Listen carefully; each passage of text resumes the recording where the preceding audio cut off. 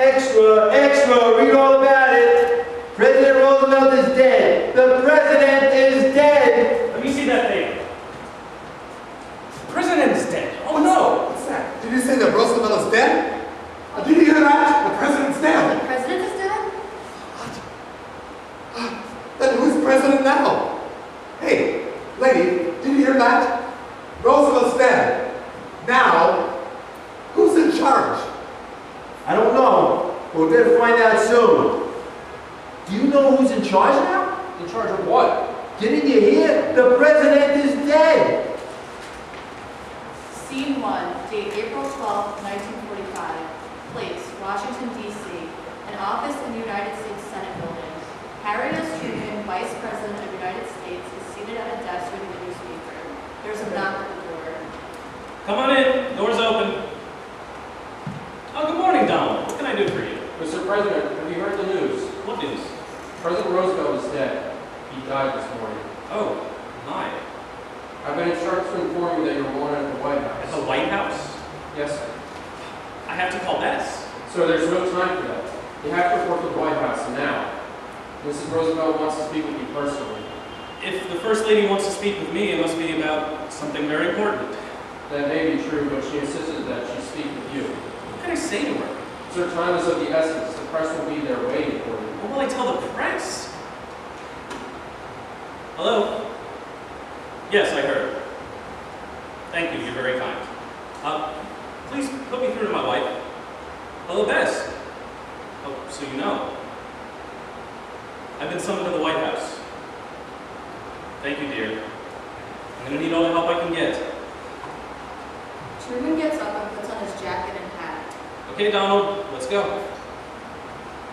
My name is Agent Delbert O'Neill from the Secret Service, and I will be escorting you to the White House. It's a pleasure meeting you. Are you ready, sir? Yes, I am. Let's go. End of scene 1. Scene 2. Time 1 week later. Place, the Oval Office. The White House, Washington, D.C. Truman is sitting behind the desk reading the newspaper. From off stage comes the sound of knocking at the door. Come on in, the door's open. A distinguished-looking man enters. Oh, Secretary Stimson, good morning. I'm glad to see you. Thank you, Mr. President, and a good morning to you. Take a seat. Stimson sits down in a chair opposite the president. So what can I do for you? Mr. President, the question is, what can I do for you? Yes, I know. I'm still getting used to the idea of being president. President Roosevelt's death was so unexpected, and he was such a great man. Now here I am, a small-town fellow from Missouri, sitting in his office, in his chair. I feel like an imposter. Mr. President, let me assure you that you have my full support, and I look into you to serve in your administration for as long as my services are needed. That's really appreciated. I just hope I can do justice to this office. You'll do just fine, Mr. President. I'm sure of it. Okay, now that we've gotten these pleasantries out of the way, what's on your mind? Mr. President, I want to inform you about a top secret program to develop a new weapon. A new weapon? What kind of weapon? Sir, for the past 2 years, scientists in Tennessee and Chicago have been working on a project to build a new type of bomb. A new type of bomb? What is it? Come to the point. You've heard of the Manhattan Project? Yes, I have. Does this new bomb have anything to do with the Manhattan Project? Yes, it does. The Manhattan Project is a code name for the program to develop and build something called the atomic bomb. Was Congress informed of this? Because I was not. Sir, this project was approved by President Roosevelt. Well, you never mentioned it to me. That is the real purpose of the project. All I knew about the Manhattan Project was that it was some kind of army program to build some kind of advanced weapon. That's it. And I'm here, Mr. President, to inform you of the actual nature of this advanced weapon. Go on, I'm all ears. Sir, as I already said, the goal of the project is to build an atomic bomb. What is an atomic bomb? Well, I'm not a scientist or a military man, but I think I can explain what it is. An atomic bomb is a bomb that will release a huge amount of energy through a chemical process called nuclear fission. Nuclear fission? I've never heard of that. Explain it to me.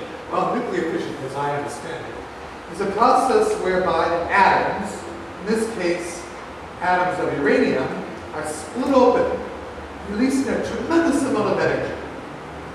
This bomb will house the uranium that will be split. So the bomb will be fueled by uranium. Yes, sir. Where do we get the uranium? From uranium ore imported from Canada. So the Canadians are in on this project too. No, Mr. President. This is an entirely American project. Has Churchill been informed? Mr. Churchill was informed that we were working on a secret weapon that was not provided with details. What about Marshal Stalin? That Tommy? Absolutely not. This program is top secret. Well, how powerful is this bomb? Nobody knows yet. But it is estimated that it could produce a blast strong enough to destroy an entire city. One bomb that could destroy an entire city? That's unbelievable. How much would the bomb weigh? It's a problem still being worked on. The actual bomb may be several tons, and it still has to be tested. Who else in the government knows about this new bomb? The scientists working on the project, and the senior army commanders in charge of the project, plus me, of course. So, from what you're telling me, we may be on the way to having a new kind of weapon powered by something called nuclear fission that can destroy an entire city in one blast. That's about the size of it, sir. This could change the way wars are fought. Who needs armies and fleets of planes dropping bombs when one bomb could do the trick? I'm not a military man, sir, but the implications are obvious. This news couldn't come at a better time. We can knock the Germans out of the war with one punch. Wait a minute. Have the Germans been working on a new type of bomb too?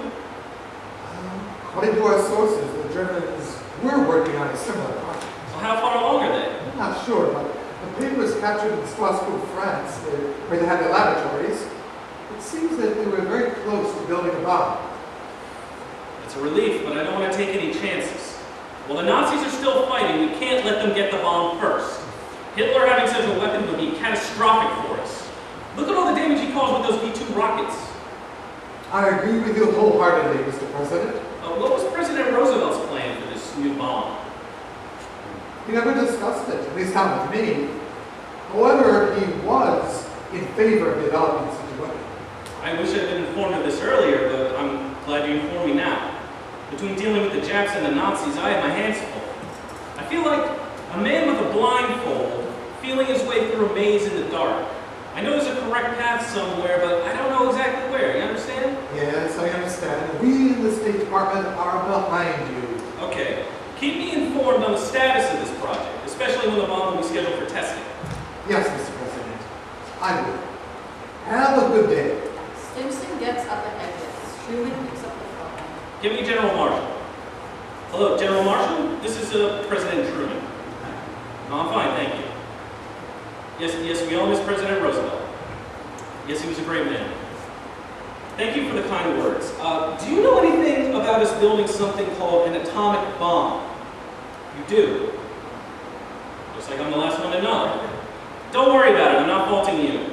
I just want you to keep me fully informed on how the project is proceeding. Will you do that? Fine. Say hello to your wife for me. You're welcome. Truman hangs up the phone. Sons of bitches. They're treating me like I'm a child. Maybe I gotta start taking some blood. End of scene 2. Scene 3, date May 8, 1945, place the Oval Office. President Truman is sitting at his desk reading a newspaper. From off stage comes the sound of knocking at the door. Come on in.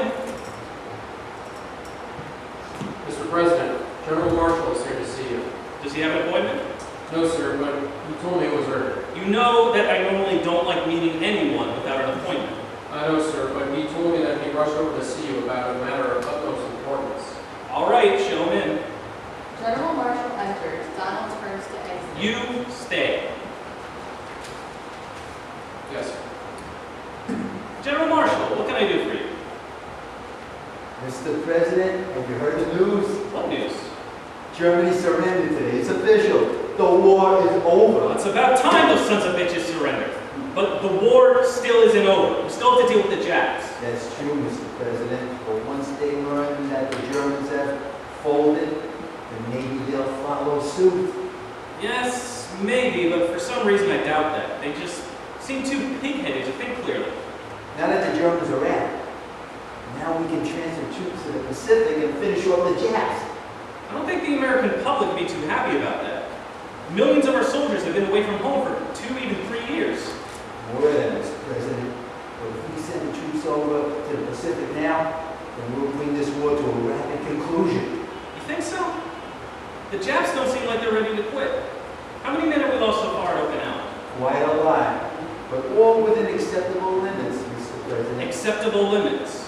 That sounds good on paper, but not to those families who lost a son or a daughter or a father. We're on the verge of winning.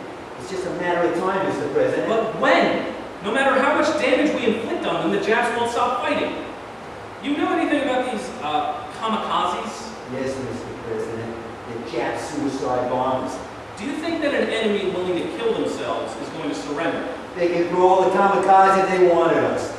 That won't stop us from winning. No, I know that, General. The problem is that our casualty figures are increasing rapidly, which is giving me a lot of cause for concern. But if the Japs think they're going to bleed us until we throw in the towel, then they have something else coming to them. I'll tell you that right now. Mr. President, let me state this categorically. We're not going to lose this war. Who said anything about losing?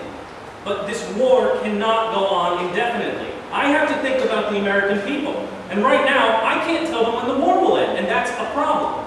And that is why we need to transfer the troops from Europe to the Pacific as soon as possible. Have you not understood anything I have said? The people are getting tired of the war. It's costing us a lot of lives. We need to get this war finished quickly.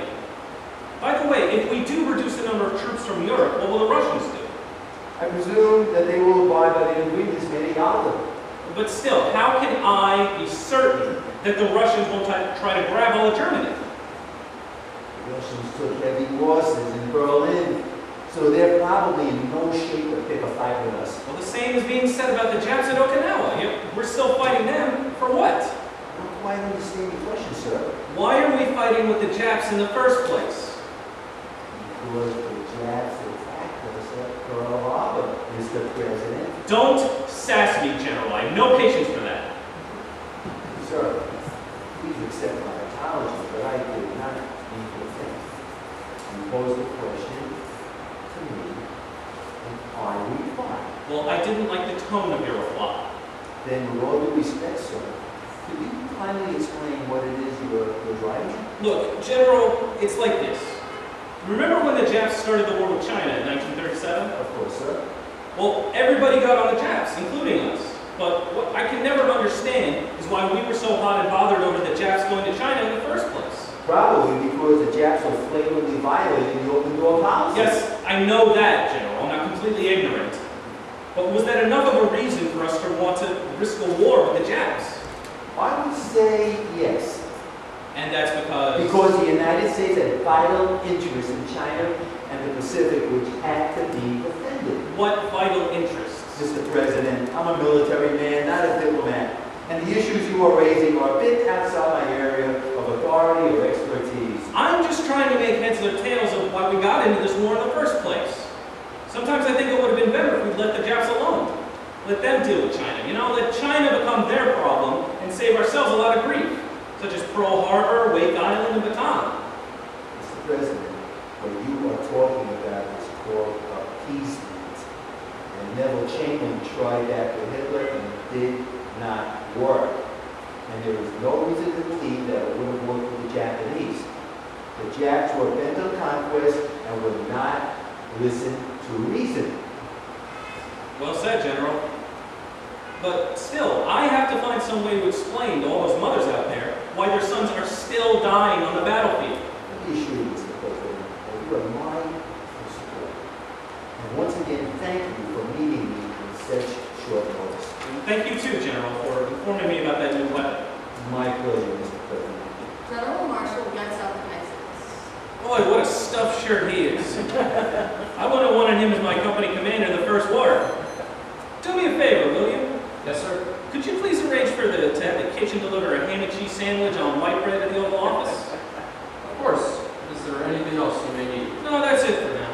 Donald exits. Truman picks up a newspaper and resumes reading. End of scene 3.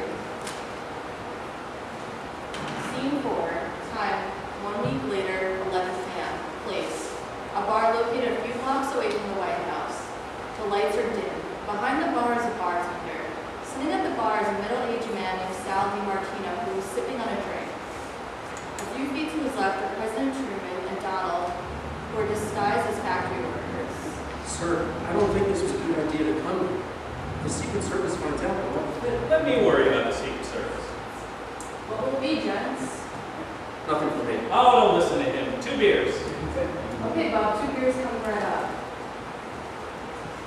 Would you guys mind if I turn up the radio, liven up the place a little bit? It's a good idea, my good man. Okay, fellas, here's your beers. That'll be 4 bits. I'll pay for that, sir. No, I'll take care of it. That 5th quarter's for you. Thanks, every little bit helps. You get it, every little bit? That's a good joke. Very funny. Don't you think that's funny? Yes, sir. Very cool.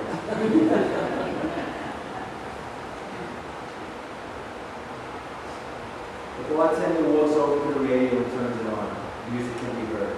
Sir, I really think we should leave and get back to the White House before we find out what you're missing. Now stop worrying, Mr. President. Don't call me Mr. President here. The last thing I need is for anyone to find out who I am. This is the only way I can make real contact with people and find out what's really on their minds and what's bugging them. And I can't do that from the Oval Office or while parading around in my official capacity. Do you understand? I do, Mr. Sir, what will your wife say when she finds out that you're gone? Oh, not to worry. My wife's a sound sleeper. You say so. Good. Now stop pestering me and drink your beer. The president and Donald start sipping on their beers. A frail elderly man named Gregory enters the bar. He glances around the bar and approaches Truman.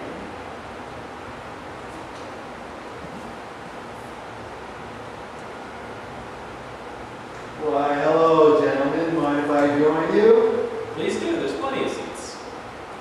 Gregory sits next to Truman. Can you buy a guy a drink? Of course. What will you have? A vodka and tonic. My good man, this gentleman would like a vodka and tonic. What? Thank you. What's your name? My name's Harry. And yours? Gregory. It's a great name, and you look like a very nice man. The bartender brings over the drink. That'll be 50 cents. Keep the change. Thanks, Mac.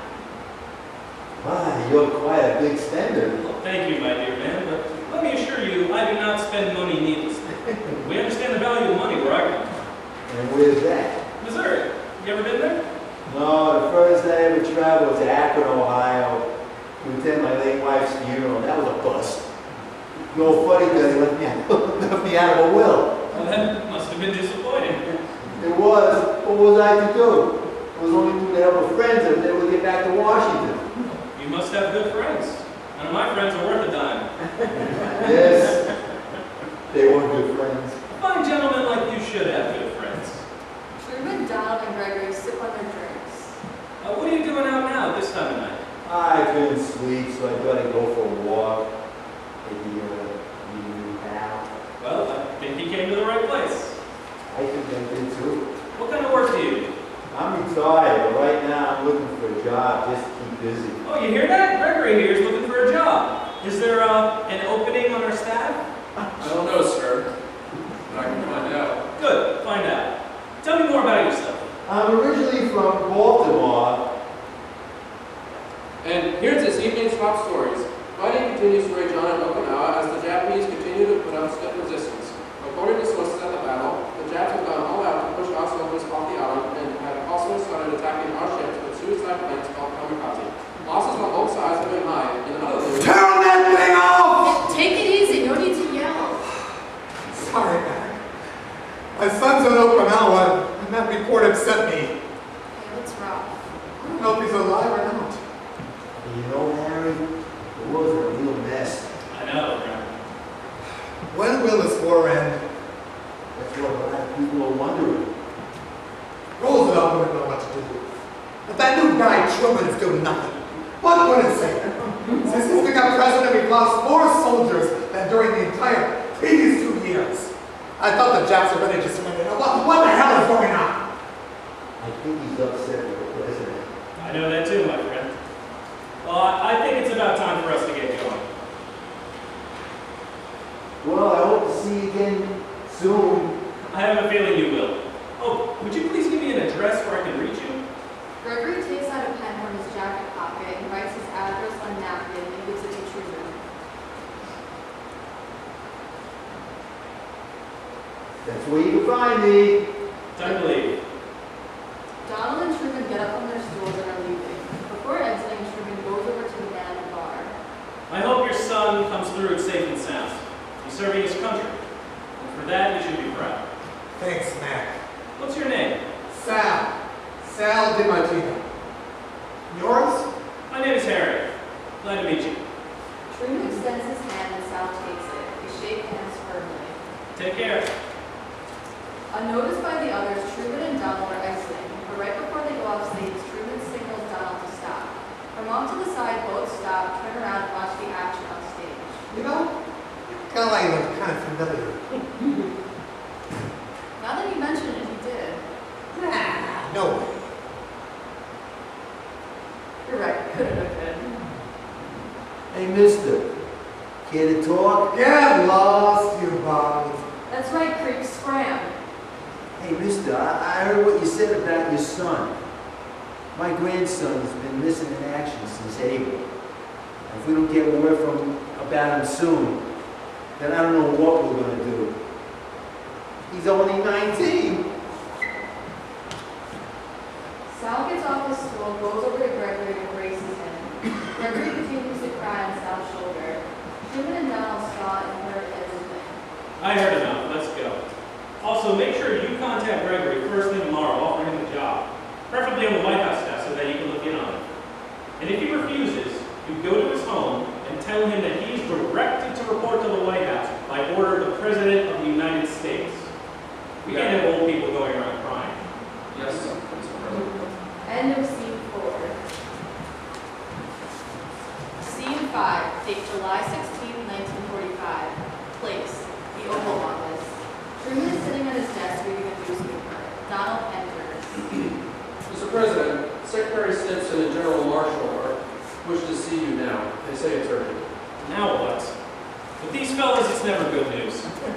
Do me a favor, bring me some Pepto-Bismol, because I know my stomach's going to be doing flip-flops. Yes, sir. Show the gents in.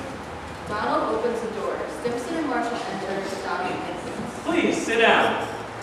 What is the purpose of your visit today? Mr. President, we have great news.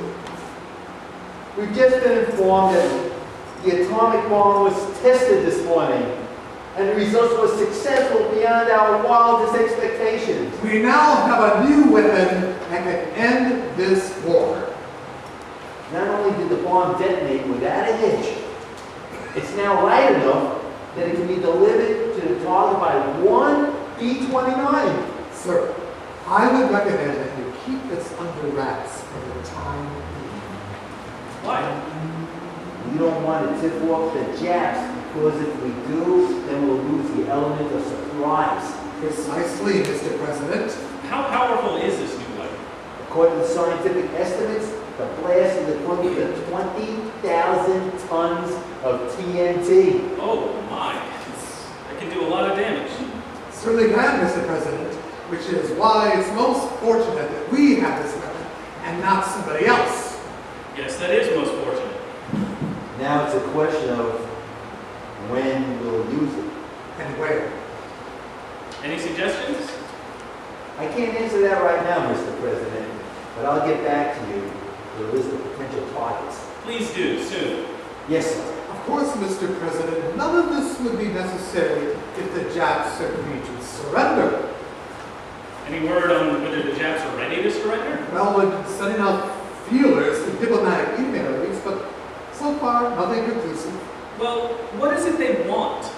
They want to keep their emperor. But they've been fighting in the name of the Emperor. So I don't think that's acceptable, sir. But the emperor, Mr. President, is the symbol of their nation. And for us to insist on them giving up the emperor may be too much for them to accept, which means more fighting.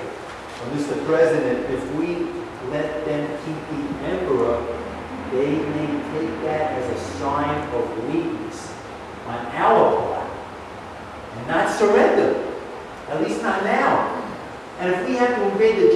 home islands, the casualty figures could exceed 1 million killed and injured on the American side. Who knows how many millions on the Japanese side?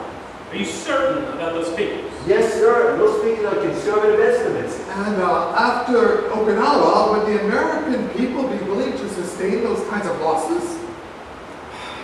Both you fellows make good points. When will this bomb be ready for use in the field?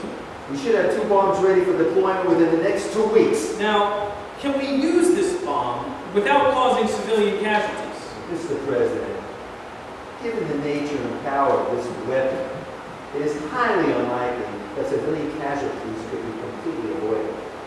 But perhaps they could be kept to a minimum, depending on where we decide to use the weapon.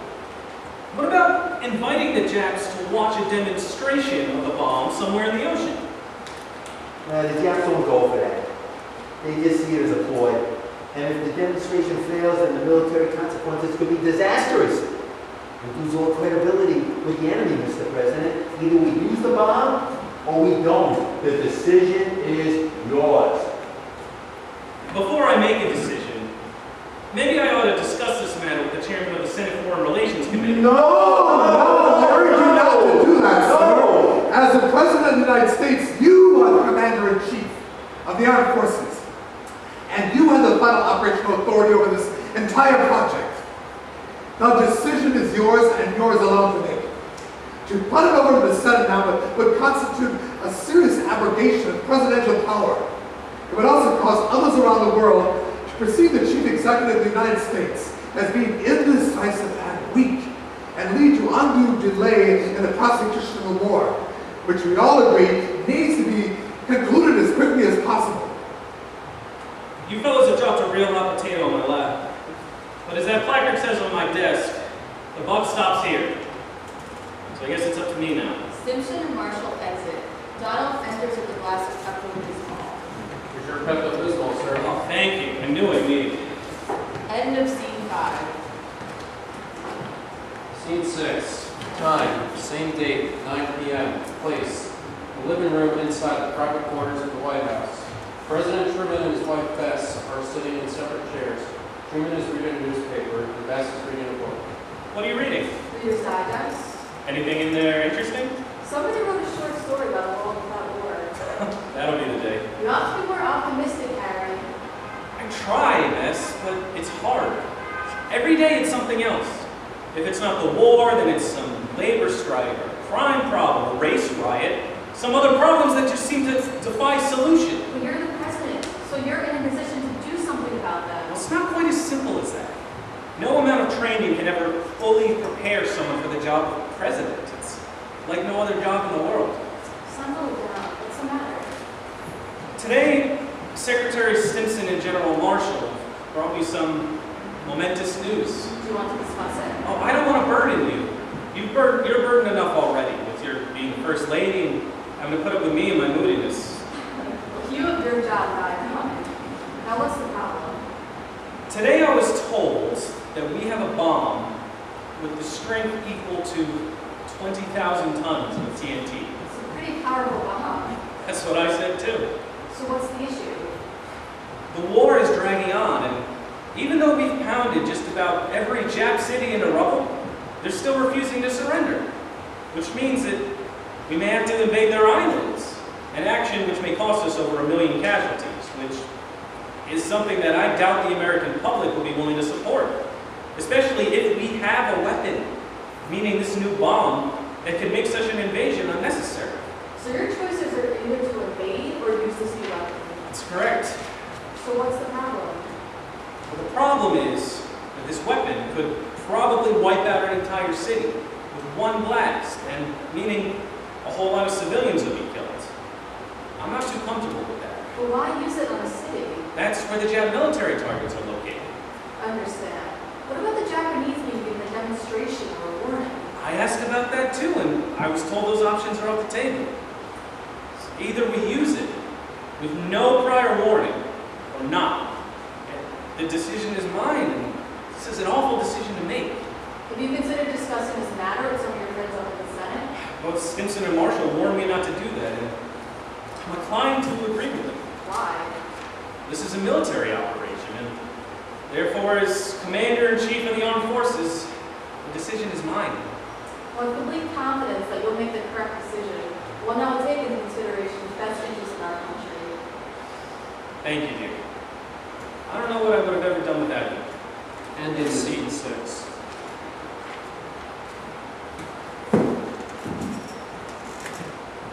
C7, date August 2nd, 1945. Time 6 p.m. Place, the living room in a house in Falls Church, Virginia. Sal DiMartino is sitting in the living room with his wife Louise. There's a knock on the door. I'll see who it is. Telegram for you. Just sign here. No. What is it?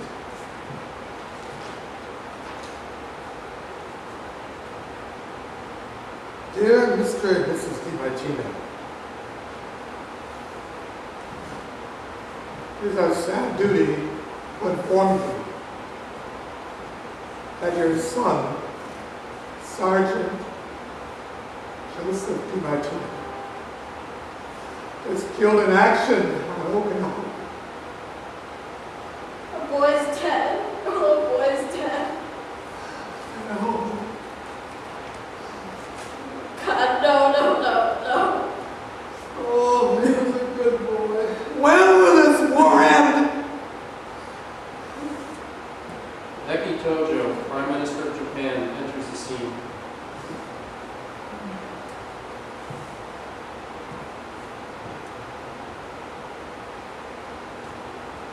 That this woman, a loving mother, and this man, who was a good and caring father, are feeling such anguish is regrettable.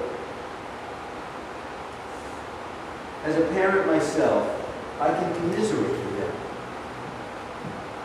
Their son is dead.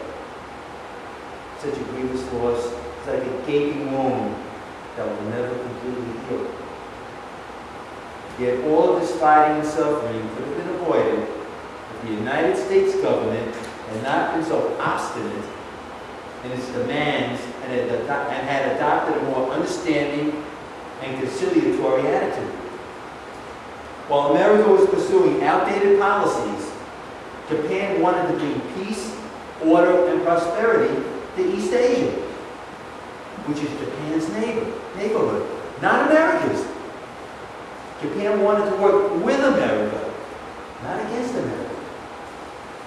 Yet America opposed Japan, their faithful ally in the First War, leaving the emperor no choice but to defend his people against the kind of encroachment that no nation could be expected to tolerate. Now the fighting continues. More mothers and fathers will be weeping, and more brave soldiers will die.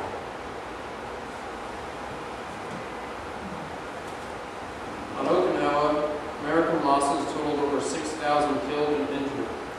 Japanese losses exceeded 100,000. End of scene 7.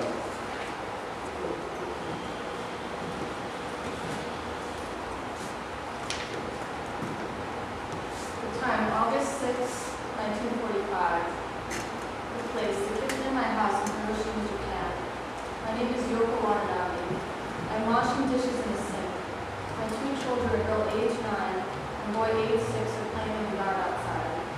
Suddenly there was a bright flash of light, followed by intense heat and a blast which smashes the windows, sending glass and flying, throwing me to the floor. As the smoke clears, I struggle to get to my feet, and bleed profusely from my nose, ears, and mouth. I stagger to the window, look out at the scene, I'm horrified. My children, please God, not my children!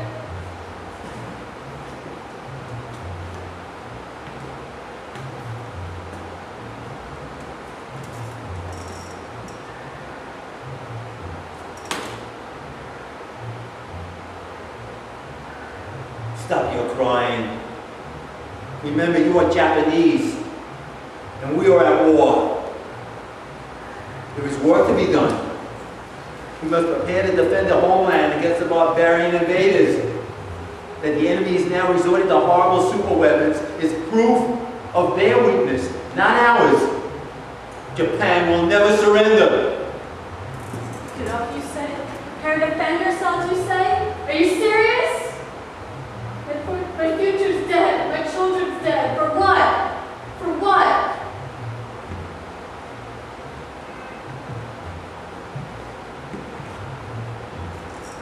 It is the will of the Emperor.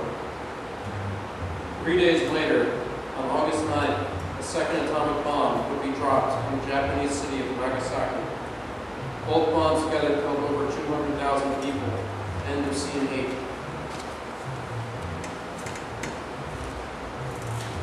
Scene 9, date August 14th, 1945. Place, the Oval Office. President Truman is sitting behind the desk reading a newspaper. Donald enters. Secretary Stimson is waiting outside and would like to meet with you. Show him in. The President will see you. Have a seat. Thank you, Mr. President. I have great news, sir. We've just heard that the Japs have agreed to surrender. It's about time. Mr. President, it was very astute of you to agree to let them keep the record. Well, astute, nothing. I wanted to end this war. And if it took letting that warmonger